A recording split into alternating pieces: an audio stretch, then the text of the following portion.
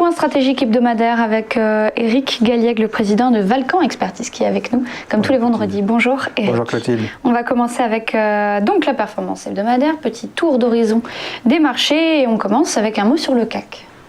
Le CAC 40 qui a progressé à nouveau de 2% environ cette semaine, comme la semaine précédente. Ça nous fait depuis le début du mois quelque chose comme 5%. Une très belle hausse qui a été accompagnée cette semaine par la hausse de l'euro, qui a repris le pourcent qu'il avait perdu la semaine précédente. On se retrouve à 1,21, toujours sur un cheminement haussier pour notre monnaie. Les nouvelles économiques et celles des entreprises, vous avez sélectionné 4 événements, 4 infos qui ont marqué la semaine. Et on commence avec, on en a beaucoup parlé, la forte hausse du prix du pétrole. Le pétrole qui progresse, personnellement on était assez étonné de le voir stagner autour de $50 le baril, donc il a progressé d'une façon importante depuis le début de l'année, et depuis finalement le mois de novembre. On sait que le pétrole est corrélé avec les marchés financiers, il a rebondi depuis le rebond des marchés d'actions, première quinzaine donc de novembre, et là il réaccélère au-delà de $60 le baril. C'est bien sûr plutôt un signal positif pour nous. Cela confirmerait donc le rebond ou le redémarrage progressif des économies, enfin de l'économie mondiale au niveau global, puisque le pétrole est corrélé avec donc cette demande mondiale.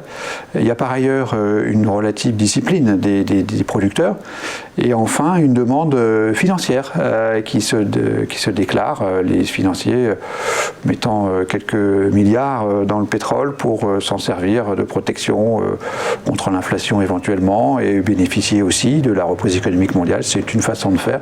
Et là, on voit les interactions entre la sphère réelle et la sphère financière. Donc une accélération des prix du pétrole qui pourrait se poursuivre, notamment en raison de cette demande financière. Un mot maintenant sur les taux du high yield américain qui sont au plus bas historique. Le high yield américain, donc en dessous de 4%, c'est impressionnant. Là, on montre sur le graphique le triple B, mais le triple C, donc le high yield, est lui aussi à des niveaux extrêmement bas. Il y a bien sûr eu ce rebond impressionnant pendant la crise de février-mars, et puis cette chute continue. Et même aujourd'hui, on a toujours des taux au plus bas historique, ce qui est un paradoxe phénoménal. Ce niveau de taux très bas est lié à la faible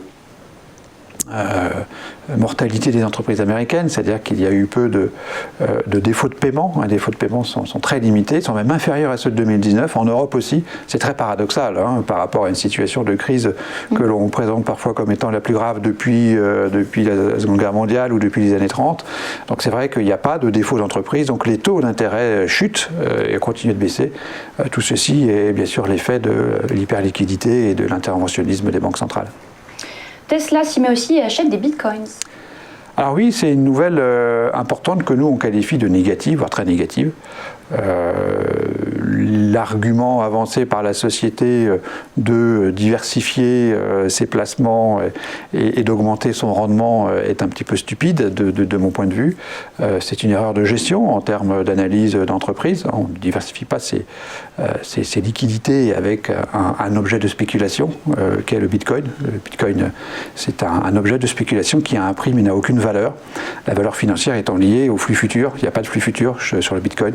Le Bitcoin exploite une technologie révolutionnaire, le registre partagé, effectivement, mais en tant que tel, c'est très inquiétant de mon point de vue de voir ce type de comportement, et c'est finalement l'expression ultime peut-être de la bulle spéculative américaine, puisque Tesla, comme le Bitcoin, ont vu leur prix multiplié par 4 et 5 depuis un an, ce qui effectivement n'a de sens que dans une logique purement spéculative. On sait que la promesse qui apparaît derrière est largement usurpée. On termine avec la pénurie des composants pour le secteur automobile. Oui, on revient dans le monde réel, dans le secteur automobile aussi, et c'est vrai que là, c'est des vrais sujets. Le vrai sujet, effectivement, c'est qu'il y a une pénurie de composants. Ça montre que, du point de vue donc, de ces composants électroniques, il y a une nouvelle demande qui provient majoritairement donc des serveurs qui ont pompé en quelque sorte toute la production de semi-conducteurs, les serveurs qui représentent 30% de la demande mondiale, la 5G et les smartphones qui représentent aussi quelque chose comme 20%, donc l'automobile c'est 10-15% et c'est un peu le parent pauvre, donc ils ont été mal servis en quelque sorte par les constructeurs de semi-conducteurs qui sont très concentrés, notamment à Taïwan, et donc ça explique le fait que plusieurs chaînes de montage ont été arrêtées et donc selon Euler et Hermès, cette baisse d'activité du secteur automobile pourrait susciter un manque à gagner en quelque sorte, une baisse de PIB de l'ordre de 1% en Europe. 1%. Donc c'est quelque chose, c'est un vrai sujet. C'est pour ça qu'on le considère aujourd'hui et qu'on l'a noté à -1 bien sûr pour l'actualité. Du coup, la synthèse de ces informations, Eric, avec une note neutre. Synthèse neutre, globalement, on considère qu'il y a une sorte d'équilibre entre les signaux positifs que l'on voit dans la forte hausse des prix du pétrole, qui confirme la demande mondiale et donc le fait qu'on est sur un bon cheminement économique. Les taux de high yield extrêmement bas, c'est plutôt positif, ça confirme bien qu'il y a une surabondance de monnaie, ce qui est toujours positif pour le scénario de marché. Et puis des éléments plutôt négatifs de notre point de vue, notamment Tesla qui achète des bitcoins, c'est plutôt une opinion personnelle.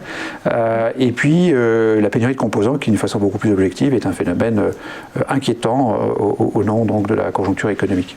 Et pour conclure, quelles recommandations de Valcan Expertise ?